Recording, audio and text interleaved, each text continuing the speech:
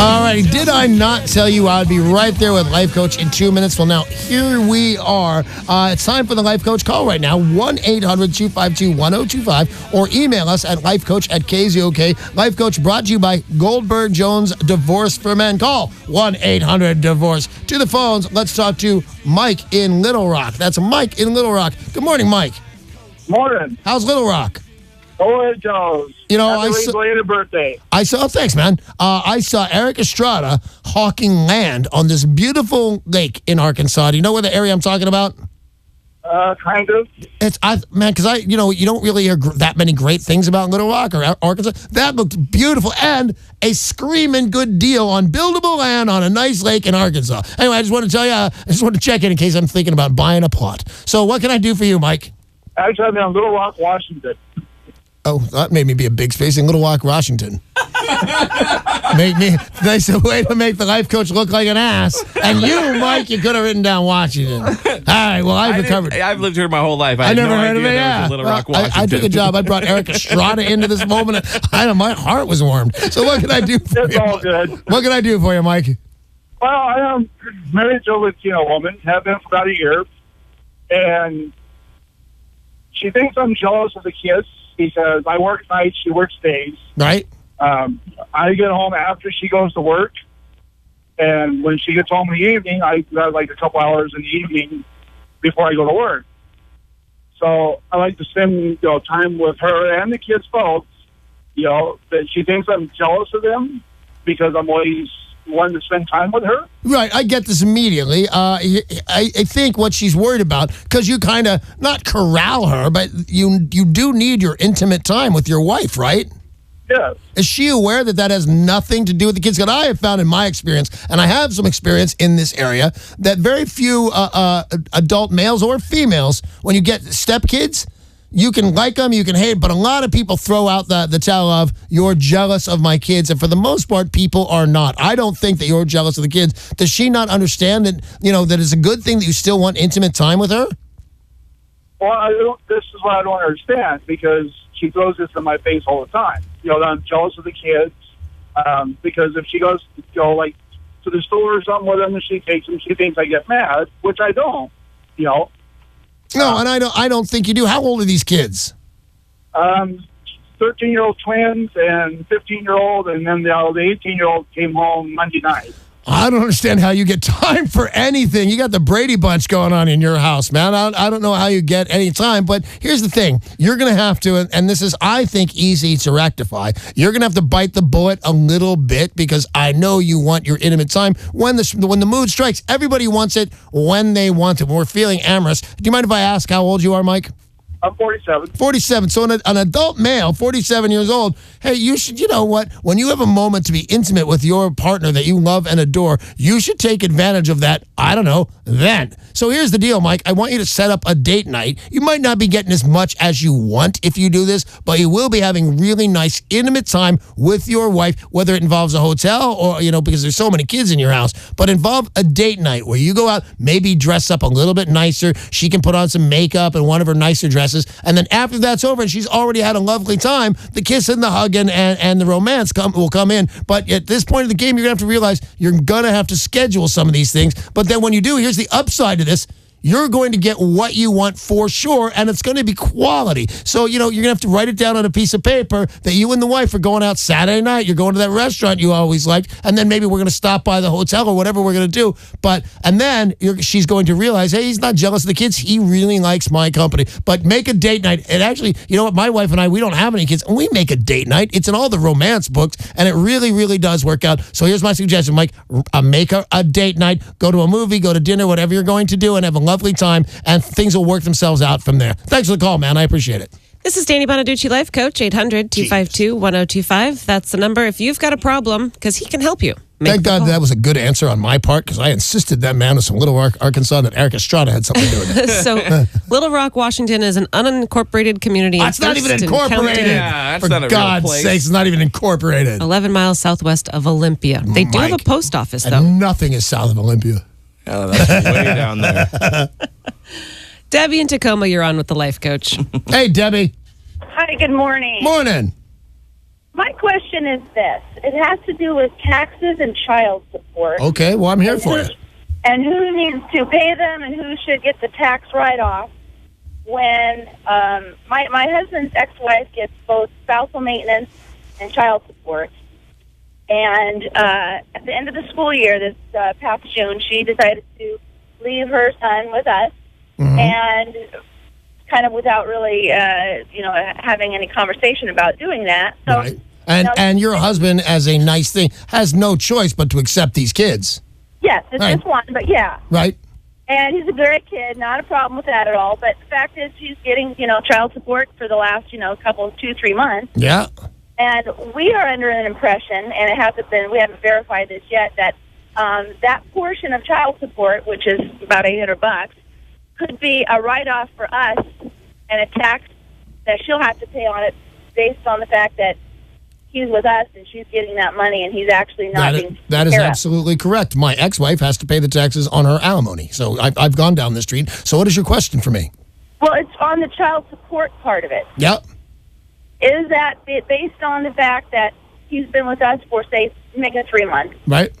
That portion, that $2,400 a month, that's $2,400 total, will be a tax write-off for us? No. Isn't this a drag? That's still a tax write-off for... Wait. On the alimony. Yeah, that's still a tax write-off for her, I believe. Believe it or not. And I think Rick Jones is coming up on the show soon. Do you know when he's coming up, Mike?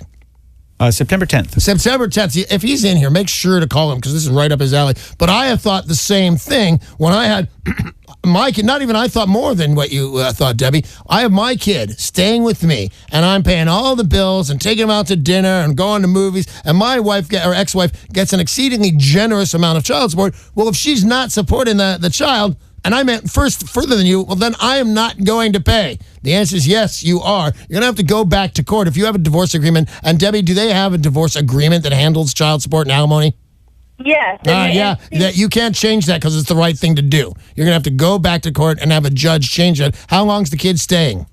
Well, that's kind of a good question. I'm not quite sure. All right, well, I promise you this. Until you go to court and see a judge, none of your alimony or child support issues have changed at all. It's on the divorce decree, and that's in stone until you go back to court and say, hey, Your Honor, we're paying for this kid. The judge could say, well, I didn't know that. Let me amend everything. But right now, you're still on the hook for all child support, no matter how much you're spending. Plus, you have to send her that money. You can't even hold that money, even though you're paying all the bills. So this is something you're going to work out with the court. And I want you to call back because I love being right. I want you to call back when Rick Jones of Goldberg Jones is in here, and he's going to tell you the same thing and then maybe have a good solution for you. But right now, you're on the hook for all that support, even though you're supporting him. Thank you for the call, Debbie. I appreciate it.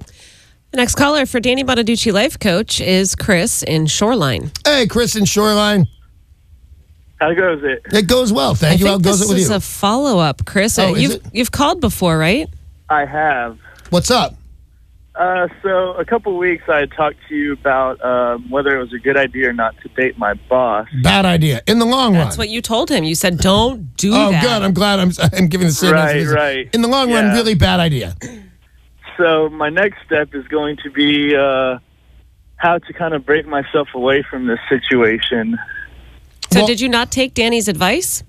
Well, I did, but it just seems like, she's ready for something a little more deeper than I am. And, we work together all day, every single day, so I want to figure out, a good way to not burn any bridges and not make it awkward at work, but still I don't break it see. up. I don't see that that's even possible right now. Have you guys? How do you know she wants to have sex with you? How do I know? Yeah. She tells me. All right. I assumed that was the case. I assumed that you really did know. So don't you think it's already a little awkward at work? Yeah, a little bit. I've been distancing myself, not hanging out with her as much. Right. I'd be careful about that too. This is all going to come in one way or another. Chris, my love pumpkin. Some way this is going to come back and bite you in the ass. Are you aware of that? Yeah, Yeah. That's what I'm afraid of. Well, here's the thing. I have found this through my travels in life. It's gotten harder and harder and harder because here's the big problem that you want. I would be worried about my first thing, although it would be around the corner a little bit, would be sexual harassment charge, because she's a girl and this is the office place. Even though that she's an employer, if you will, she's the boss. When this goes bad, you better hope it just goes bad and she doesn't want to see you anymore and hates you. And if she can get you fired, she will. You better hope she doesn't go with the inappropriate advances way. Girls can be mean, and here's why, and so can boys, by the way. But she's a supervisor at your work. You know, how many times are you going to get sent to the HR department? So you want to extricate yourself from this. One of the ways is start looking for a new job, but I don't think that that's necessary. I'm going to say cover your bases always possible. Be seen in public together as much as possible, because what are you most afraid of? Losing your job? What is it? Well, yeah, I would say losing my job, but I mean, all the other employees know our situation and know that we are hooking up. You know, everybody around the workplace knows our situation. This is easy. Sarah, do you already know the way this is going to go? Badly. It's going to take it down to HR. You're going to pull the trigger on sexual harassment. This is a supervisor. All your coworkers know that she's trying to hook up. You're going to go in there and you're going to say the magic words of hostile work environment. And you're going. I don't know if you want to sue. They'll throw a big company. If they're a medium-sized company, they'll throw you $10,000, no problem, just to shut up. But if you want to cover yourself, it's going to be awkward at work from this moment on either way. But I would go to the HR department and say, she's making you uncomfortable. All the words we said, honestly, here today. It's uncomfortable in your work environment. You go down there and you tell them the truth, and they'll probably ask you what's going on, and who knows, they'll bring in a couple of your coworkers. They'll back your play on this. Well, you could also just say, we've been kind of having a flirting relationship and I want it to end, and then they can't fire him. I don't know that you can't, but you're the motive right. would be right. You cover that base, but either way, if you go down to HR and you tell them and you say your coworkers all know, you're absolutely right, Sarah. You are covered from getting fired. But you know, if you don't want to see it awkward at work, too late. Yeah. But you won't get fired. You won't be out on your ass. You're going to go down to HR and say she's harassing you, and they'll take the wheels from there. Hey, good luck on that, because I've never done that before personally. I said, man, it's a hostile work environment. What do I do? I had somebody say it about me once. It was a drag. Remember once we had a creepy girl we worked with who went to HR to find out if she could have adult relations with her coworkers. That was weird. That's awesome. The poor HR lady. No names. Oh, really? Because I was about to out him. Thanks, Dan. Her. No problem, buddy. Let's put you on now with Joe in Puyallup. Hey, Joe, what's up, man? Hey, good morning, guys. Question regarding afterlife or executor estate question regarding my father recently passing away. Yeah. I have been appointed sole executor by the courts, as my father's will stated. Okay. And it's 50-50 between my sister and I, so we're both beneficiaries. Right. I keep trying to tell her in the nicest way so we don't ruin our relationship that it's legally I am held responsible and I am accountable for what happens. And it is my legal due diligence and responsibility to make sure the estate gets split 50-50 between her and I. Right. She keeps trying to tell me that she has say in it primarily around the house, because that's the only asset, and that I have to run everything through her. And we recently had a renter that he kept going through her. Well, this is all murky, man. I would say this right now, Joe, and I want you to finish your question, but right now I'm telling you, this couldn't be more murky. It's not a dollar amount that you can just split up 50-50. It's a house. Now you had a renter. This is going to be troublesome, my man. So please finish up. Excuse me. The renter kept going through her for rent. He didn't pay his last month's rent because she told him he didn't have to. I keep telling her, you know what, sis, I understand your concern, but at the end of the day, all the legal responsibility falls on me. Right. And it is my responsibility, and I have to be the one that makes all the decisions. If you think I'm not doing something right, it is your responsibility to let the courts know and to then contest what I'm doing, and I am held accountable to actually criminal charges pressed against me.